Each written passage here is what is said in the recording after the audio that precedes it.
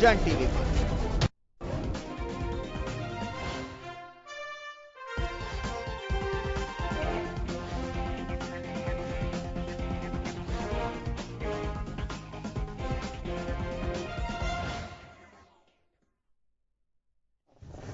Break के बाद एक बार फिर आपका स्वागत है। आप देख रहे हैं खास खबर और हम चर्चा कर रहे हैं उत्तर प्रदेश के चुनाव से जुड़ी हुई। हम आपको बता दें कि मणिपुर में भी 1 चरण का मतदान हो चुका है। उत्तर प्रदेश में 6 चरण का मतदान हो चुका है। 7वें चरण के लिए जो बची हुई सीट है उनके लिए सभी ताकत ठोक रहे हैं। और जैसे मैंने बताया कि बनारस में प्रधानमंत्री को रोड शो करना पड़ा, साथ ही अखिलेश और राहुल भी जवाब में रोड शो किया उन्होंने। पहले रोड शो राहुल और अखिलेश का होना था, लेकिन जैसे ही पता चला प्रधानमंत्री का रोड शो है, डेट बदली गई और 4 तारीख को ही उन्होंने तय किया। उसी दिन मायावती ने भी वहां पे रैली मुकर्रर की और तीनों ने अपनी ताकत भी दिखाई। शक्ति प्रदर्शन का केंद्र बना बनारस।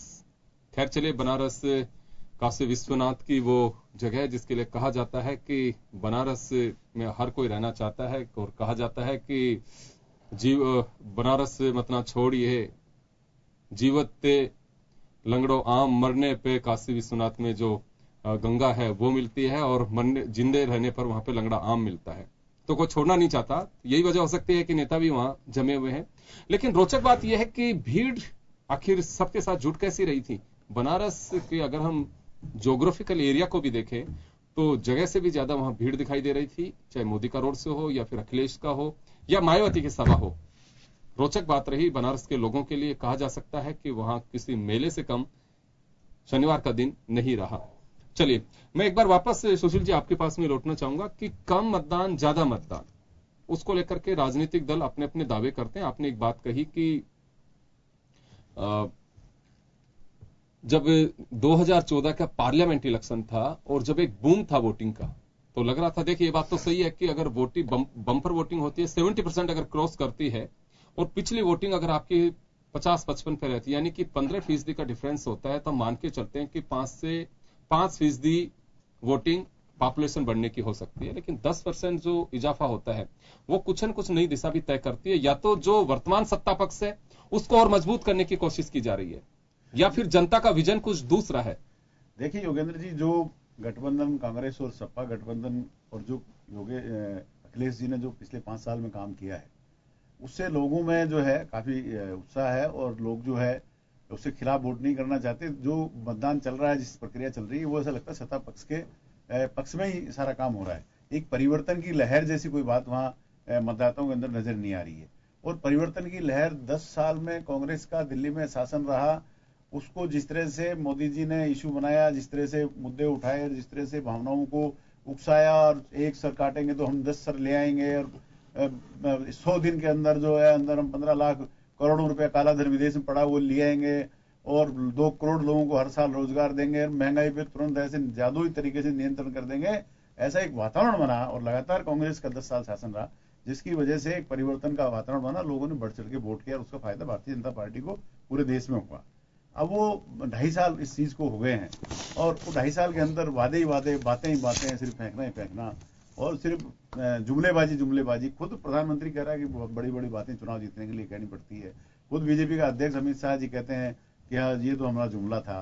तो एक लोगों को घोर निराशा हुई है नेताओं से, प्रधानमंत्री जी से, बीजेपी की सरकार से।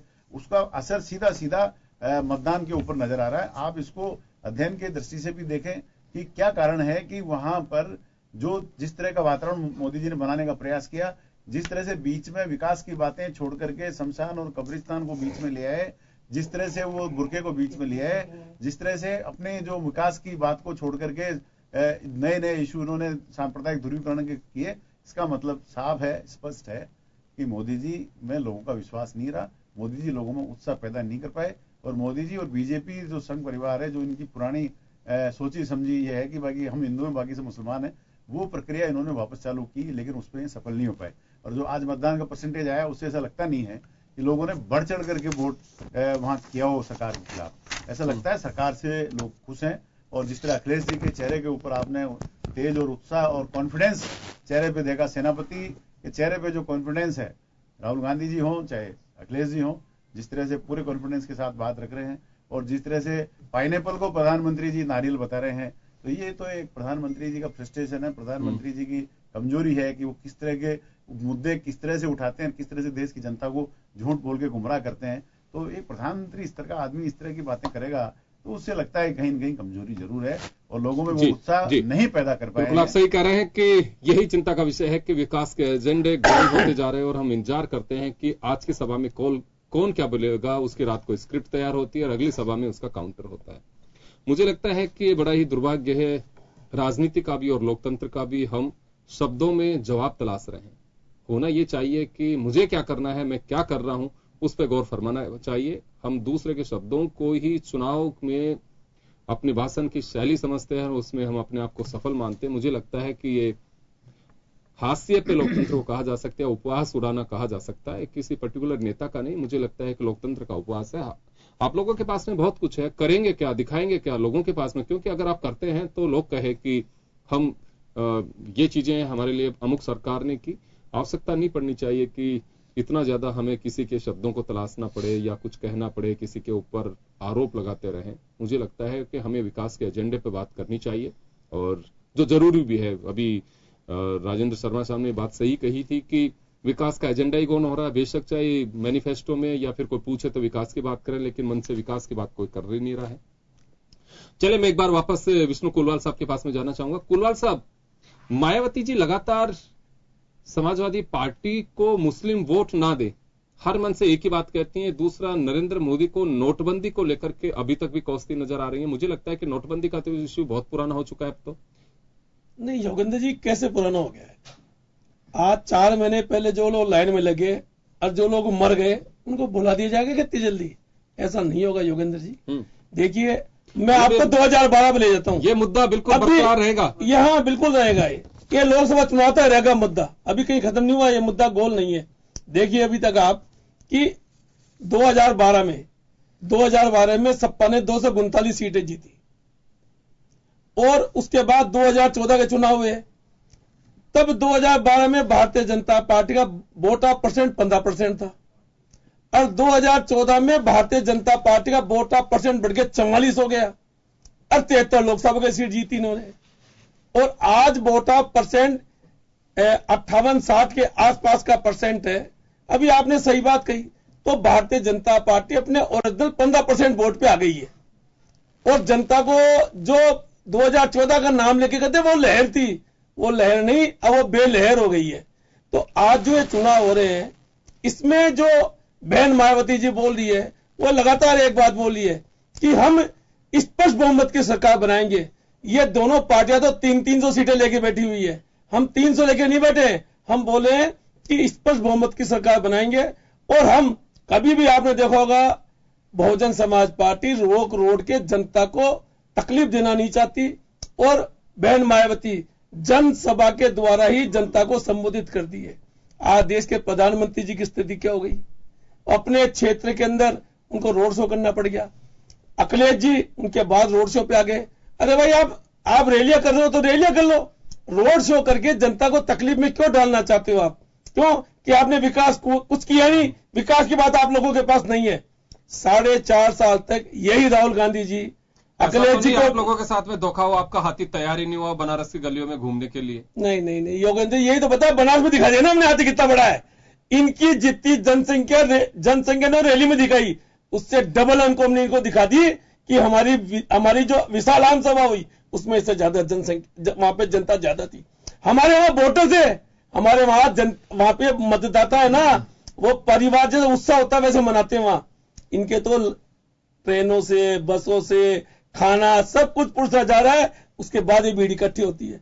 देखिए अब वहां पे एकदम स्पष्ट है कि योगेंद्र जी, जो मतदान परसेंट हुआ है उससे भारतीय जनता पार्टी और गठबंधन दोनों घबराए हुए हैं।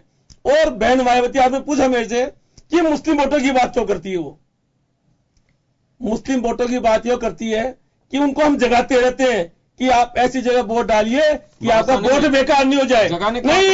नहीं जगाते इसलिए रहते हैं कि वो गलती नहीं दोहरा दें।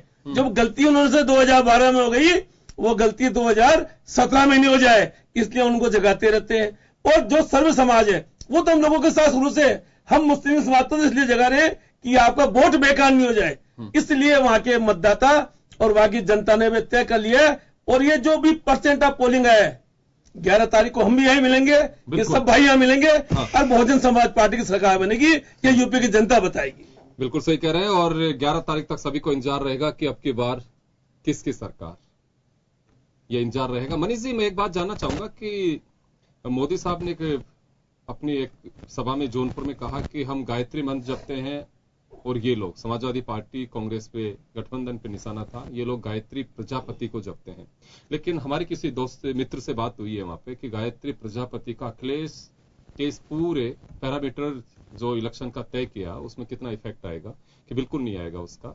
तो वजह साफ उन्होंने बताई कि अखिलेश पहले दिन से ही, कि मंत्री पद से अखिलेश ने बाहर किया था, शिवपाल और मुलायम सिंह के दबाव में उन्हें वापस लिया गया था। तो अखिलेश का बहुत ज्यादा उसमें रोल रहा नहीं है, प्रजापति को बहुत ज्यादा लाइक भी नहीं किया, उन्होंने आउट भी किया, पार्टी से भी बाहर निकाला, मंत्रिमंडल से भी उठाया, मंत्रिमंडल में वापस मुलायम सिंह के दबाव की वजह से लेना पड़ा। तो मोदी साहब देश के प्रधानमंत्री हैं, अभी कहां छोटी छोटी बातों में उलझे हैं। गायत्री मंत्र तो हर कोई याद करता, आपके अलावा मुझे लगता है अखिलेश भी करते होंगे, मायावती भी करती होंगी, राहुल गांधी भी करते होंगे। तो मोदी साहब से बड़ी उम्मीद है कि अपने एजेंडे पे आए। युगेंद्र जी, ये महत्वपूर्ण इसलिए हो जाता है कि एक आदमी चुनाव लड़ रहा है और उसके लिए वारंट है, वो उसमें मिल नहीं रहा है। दूसरी बात ये कि जो जेल में होना चाहिए वो जनता के बीच में वोट मांग रहा है, जिस पार्टी की सरकार है वो उससे बिलोंग करता है। तो अल्टीमेटली जो कानून व्यवस्था की स्थिति है, जिस तरह के लोगों को चुनाव में मैदान में उतारा गया है ये कहने के लिए कि हमारी युवा सरकार बनेगी और हम हंसते रहते हैं और हमारी बेधड़क रेलगाड़ी चलेगी, तो वो ऐसे लोगों को ये बात एक्सपोज होनी चाहिए चुनाव में, जैसे कि इन सब के बारे में मुख्यमंत्री ये भी हुई है। और जो इनका जो फैमिली ड्रामा ये चला है, इसकी स्क्रिप्ट तो वर्ड टू वर्ड स्क्रिप्ट बनाई गई थी कि वो माइक खींचेंगे और वो पीछे हटेंगे, फिर वो धक्का देंगे। ये बात भी जाहिर हो चुकी है कि हार्वर्ड के लोगों ने, विश्वविद्यालय के लोगों ने स्क्रिप्ट बनाई है ध्यान हटाने के लिए। विकास के नाम पे 2 काम बताए हैं, मेट्रो और सड़क का, जो भी एक एक्सप्रेस हाईवे है। अल्टीमेटली पूरे 5 साल शासन में रहने के बाद, युवा होने के बाद 2 काम बता रहे हैं आप। इसका मतलब ही है कि कुल मिला के जो ढाक के 3 पात हुए हैं। अगर आपने ये भी